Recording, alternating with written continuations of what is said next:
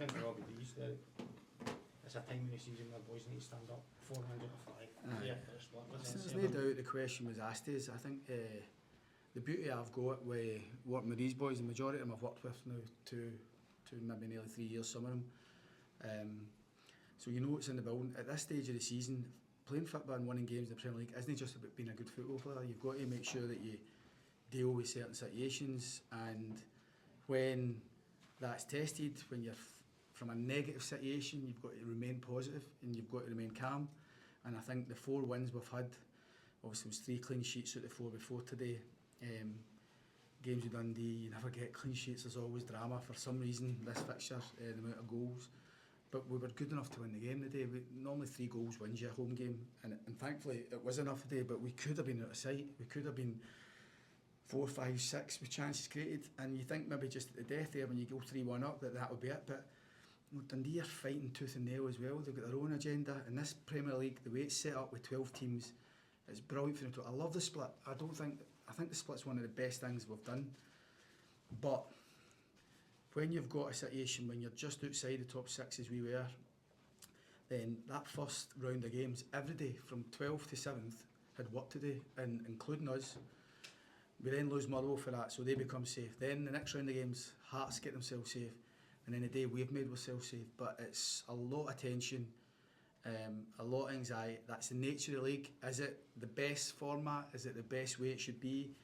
Well, nobody asks managers about that, but I do think it's high stakes, high pressure, a lot of drama. But we have remained calm, Swanee, to be honest. We have stayed calm, we've trusted ourselves.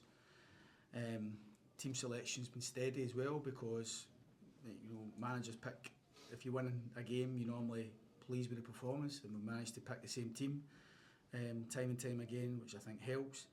But there's no doubt having Stu Finlay back has been massive for us. He doesn't always catch the eye, Stu, and he's not exactly dribbling out and making chances and all the rest of it, but it's such a calming influence. That ability for a centre-half to make people round about him better is a dying art, because so many boys now just want to play their own wee game and look after themselves, and they're managing that. But he does it in such a quiet, effective way. Robbie Dees' best performance this season, maybe the best performance in the Killie shirt today. He was outstanding. He makes him better, he makes Ndaba better, he makes Mail better. And that, you can't buy that, you know what I mean? That is worth so much.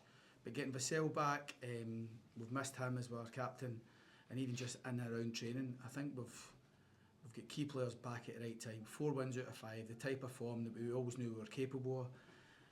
We were behind the 8 ball from the first round of games. From the turn of the year, we'd be sitting 5th in the league now.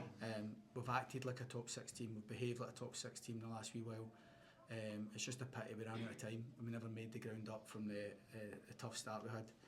But I never doubted the players in terms of what we were capable of. And obviously when you get into the bottom 6, you're playing teams in and around you, and we've shown that we've been better. We've been better in every game. Every game we've played in recent weeks against Motherwell, Ross County, St Johnstone and now Dundee, we've been the better team. We've no fluked a result, we've no nicked a result. We've actually been very steady and done the job.